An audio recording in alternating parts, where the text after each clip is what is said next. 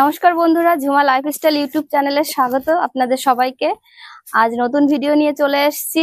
আর এই দেখুন, বড় একটা রুই মাছ নিয়ে এসেছি, টাটকা একদম। আর রুই মাছ দিয়ে আজকে বিশাল একটা রান্না, আপনাদের দারুণ একটা রান্না করে দেখাবো। সেটা হচ্ছে গিয়ে রুই মাছের পাতুরি, কলার পাতায় তৈরি করব। আর পাতুরি তো কলার পাতায় তৈরি করতে হয়, আপনারা জানেন। তাহলে চলুন কিভাবে আমি রান্না করি দেখতে থাকুন। এই আসো। হ্যাঁ চলো বন্ধুরা, এখন কলা গাছের কাছে চলে এসেছি। কলা পাতা কেটে দেখুন, ছোট ছোট কলা, বেশি অসুবিধা হয় না, বলে তখন কাটতে অসুবিধা হবে। বলে এটা ধরো, মাছটা ধরো, কলা পাতা কাটে না দর দর দর দর দর এই বসে দাঁড়াবি। কলা পাতা কাটা হয়ে গেছে, এখন আমরা রান্নাঘরের দিকে যাই। আর অনেকগুলো কলা পাতা নিয়েছি, কারণ ফেটে গেছে বৃষ্টির ঝড়ের জন্য, ওই জন্য একটু বেছে টেছে নিতে হবে। চল চল চল আসো শুক্তা, চল তাড়াতাড়ি। চলো, অনেক কাজ, মাছ কাটতে হবে, পাতা ছিঁড়তে হবে।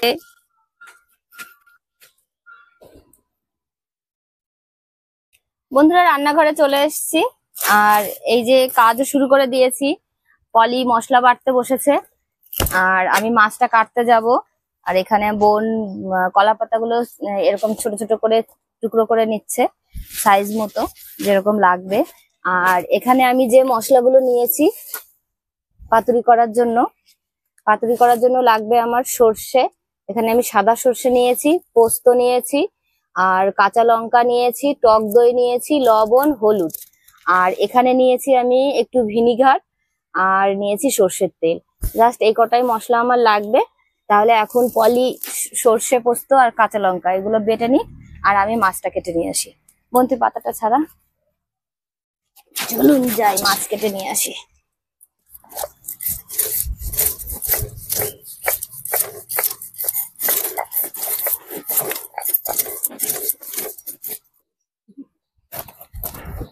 এই দেশে পাওয়া যায় না।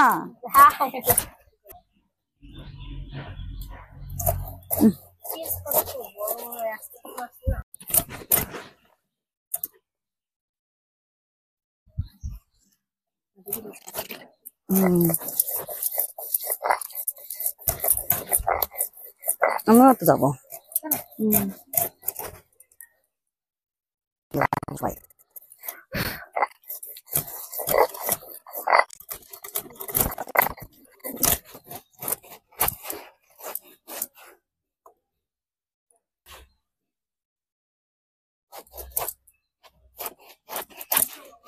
আমি সর্ষেটা বেটে নেব।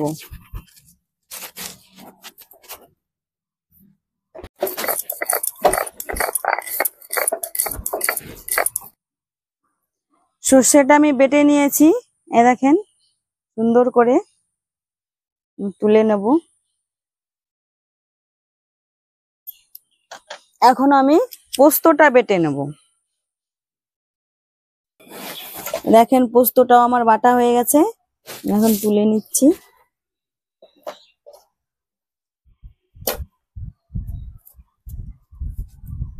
পলি মাছ ধোয়া হয়ে গেছে।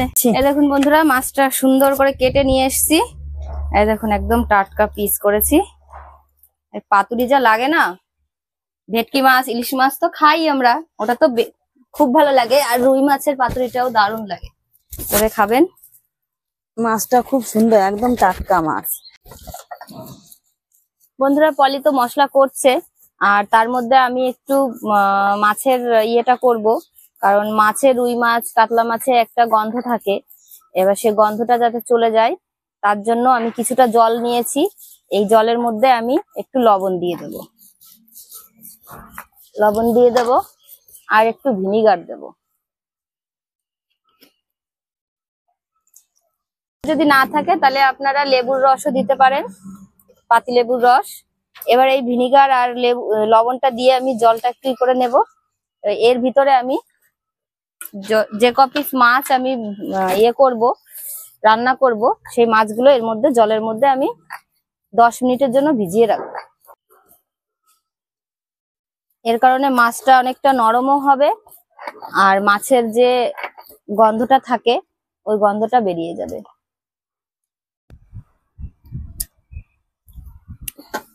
বন্ধুরা 10 মিনিট হয়ে গেছে। এই দেখুন মাছগুলো কি সুন্দর নরম হয়ে গেছে। মাছটা একদম সাদা হয়ে গেছে, বোঝা যাচ্ছে মাছটা সফট হয়ে গেছে। মাছ কটা আমি এখন জল থেকে তুলে নেব।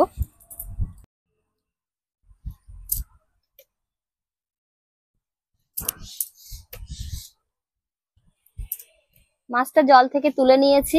এখন আমি এই মাছটায় লবণ দেব না, শুধু হলুদ দিয়ে মাখিয়ে রাখবো।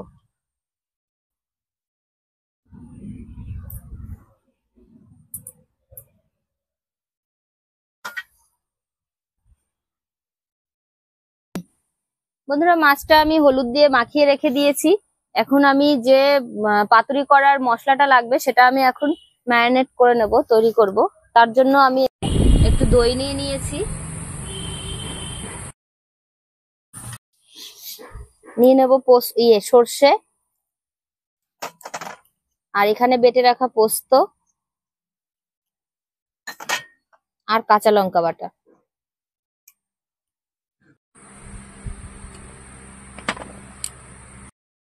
দেবো আমি স্বাদ মতো লবণ।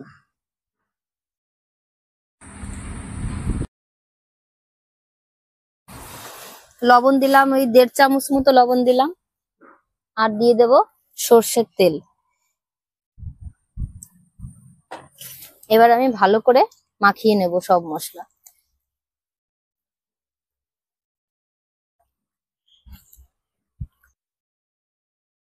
মশলাটা আমি ভালো করে মাখিয়ে নিয়েছি। এবার আমি এর মধ্যে এক এক করে মাছ দিয়ে দেব।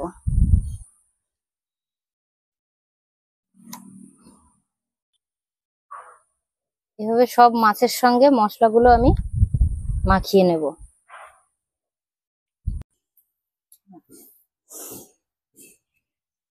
কলার পাতায় পাতুরি করার জন্য এই কলার পাতাগুলো এরকম করে ছিঁড়ে, সাইজ মতো ছিঁড়ে নিয়ে এসে ধুয়ে নিয়ে আসা হয়েছে।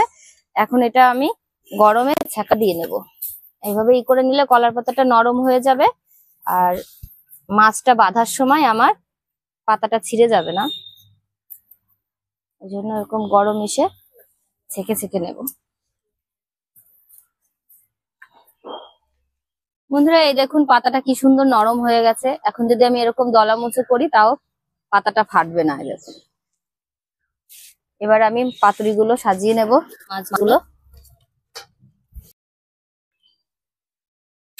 আমি এখানে মাছ দিয়ে দেব, আর আমার ননদ মাছগুলো বেঁধে নেবে। ওদিকে বোন সুতোগুলো ছিঁড়ছে, আর এইভাবে একটু মশলা দিয়ে দেবো এক্সট্রা, আর একটা করে কাঁচা লঙ্কা।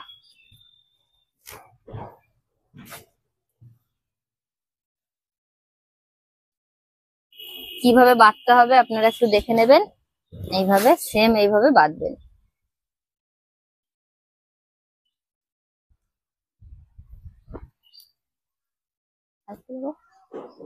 আরেকটা পাতা দেবো।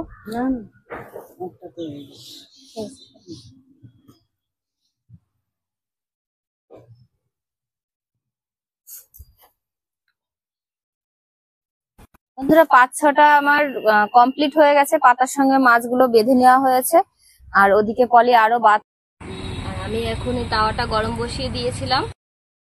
দিয়ে দেবো।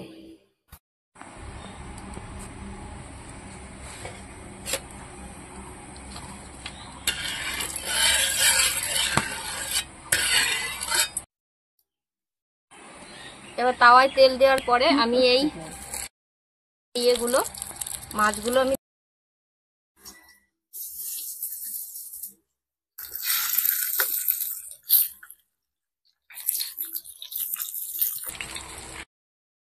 আস্তে আস্তে এটা উল্টে পাল্টে ভেজে নিতে হবে। ধিমি আঁচে করতে হবে যাতে মাছটা ভালো করে সিদ্ধ হয়ে যায়।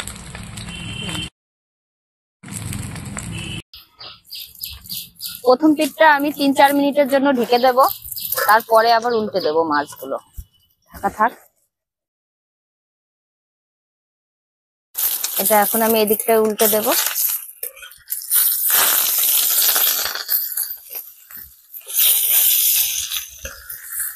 বারে বারে এপাশ ওপাশ করতে হবে।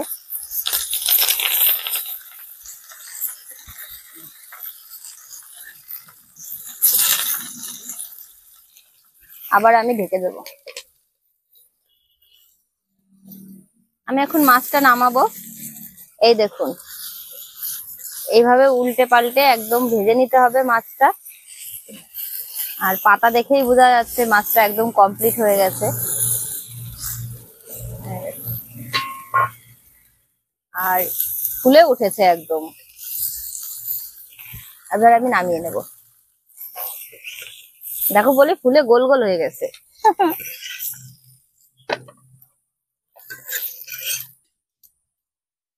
সেম আমি ওইভাবে আবার বাদ বাকি মাছগুলোও করে নেব।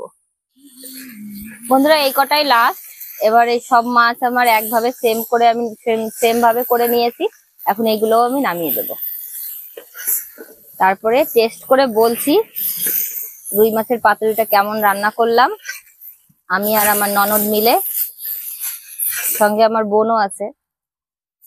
বোন যদি আবার রাগ হয় আমিও আছি, আমার কথা বলছে না। চলো গুছিয়ে নিই তাহলে। বন্ধুরা খেতে বসে গেছি, সব রেডি করে নিয়েছি। তাই রুই মাছের পাতুরি, আর খেতেও বসেছি কলার পাতায় ভাত নিয়ে। আর খেতে বসেছি আমি, আমার ননদ আর বোন, আমার মামাতো বোন। তাহলে আমরা তিনজন আজকে খেয়ে বলবো কেমন রান্না করলাম।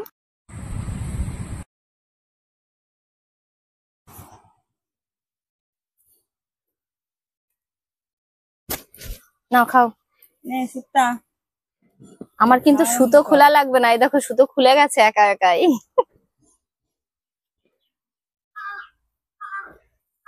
কাঁচা দেখেন বন্ধুরা, মাছটা কি সুন্দর সিদ্ধ হয়ে গেছে একদম পুরো। কাঁচা লঙ্কাটা দেখো পুরো সিদ্ধ হয়ে হ্যাঁ, গেছে। লঙ্কাটাও তো সিদ্ধ হয়ে গেছে। এই দেখুন আমার ননদ আমাকে 2টো লঙ্কা দিয়েছে। কেমন হয়েছে বলি? হেভি টেস্ট হয়েছে।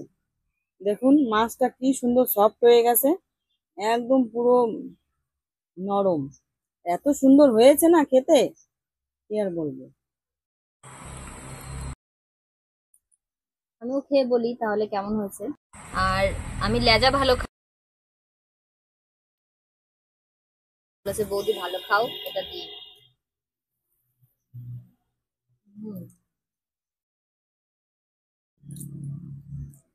দারুণ হয়েছে বন্ধুরা। মানে রুই মাছের পাতুরি যে এত টেস্ট লাগে না খেলে বুঝবেন না। এভাবে করে খেয়ে দেখবেন, খুব টেস্ট হয়েছে। আর ঝাল লবণ একদম সব পারফেক্ট, আর লবণও নেওয়া লাগছে না, সব ঠিকঠাক হয়েছে। তাহলে বন্ধুরা আমার এই ভিডিওটি যদি আপনাদের ভালো লাগে তাহলে প্লিজ আপনারা আমার চ্যানেলটি সাবস্ক্রাইব করবেন, আর লাইক কমেন্ট শেয়ার করবেন ভিডিওগুলো। আর ভালো থাকবেন, সুস্থ থাকবেন সবাই।